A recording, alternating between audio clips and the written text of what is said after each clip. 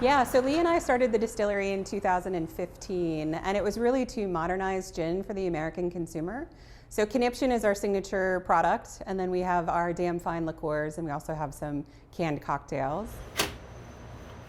Yeah, so we are in about 10 to 12 different states.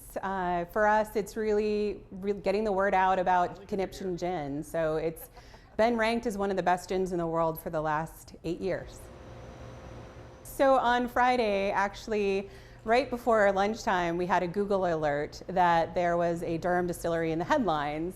And you never know what you're going to do until you read what that headline says. And it was about the Durham Distillery in Ontario, Canada. And it was about them shutting down after a dispute with their town. And when you saw that, what went through your head?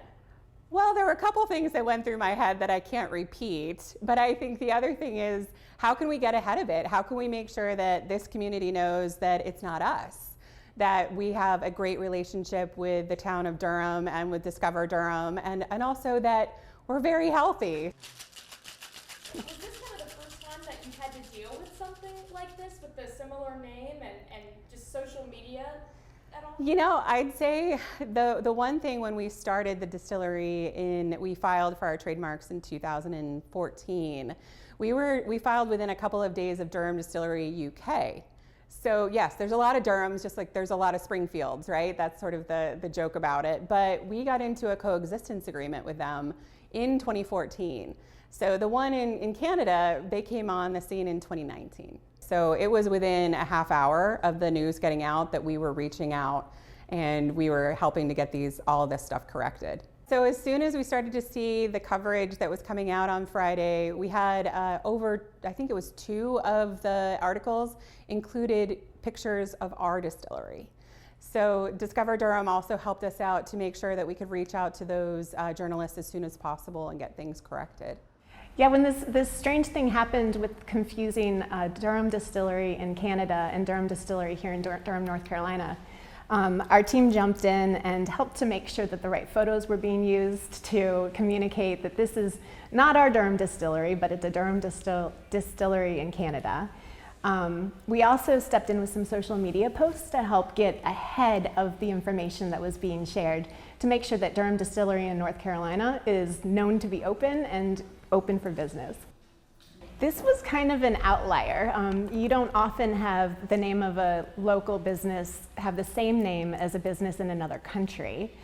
So this was definitely an outlier situation. And I think that the speed with which social media moves, it's so easy for people when they're scrolling to just make judgments or decisions very quickly based on the information that's just scrolling past.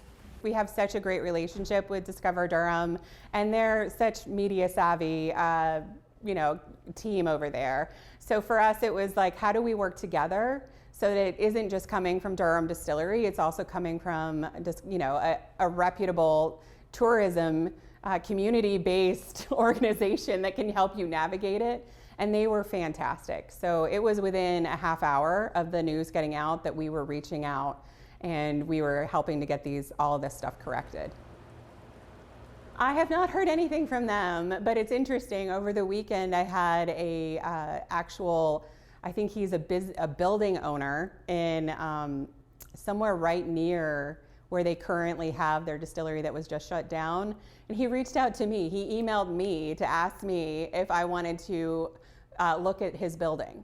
And I was like, okay, again, we're not anywhere near you.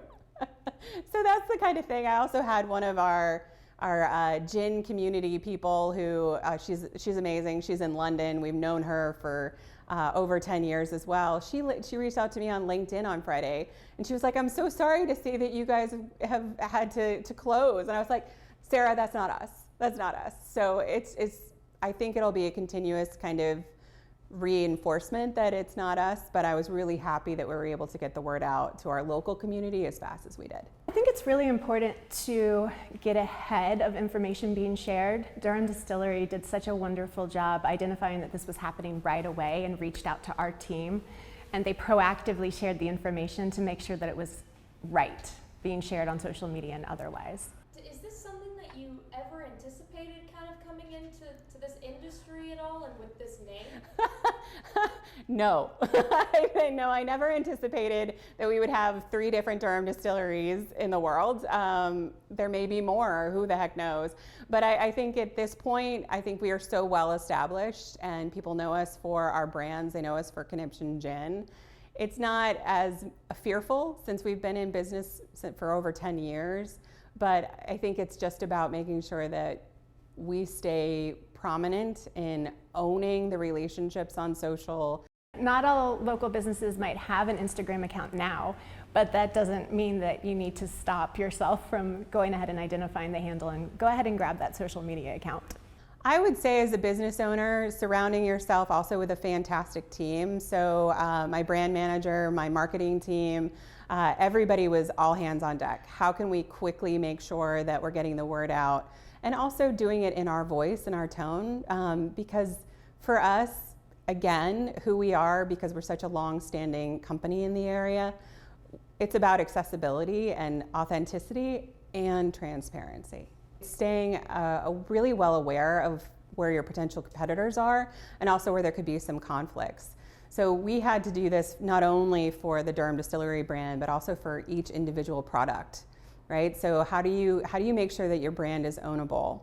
And I would recommend to any business leader, just have those Google alerts, right? Because that's really critical. Have keywords that potentially could be ones that you get triggered for, and staying on top of it. I would say for any business leader, when you're deciding on a name and you might have a potential conflict of the name that you love, reach out to that business owner, because that's how you start community and a conversation.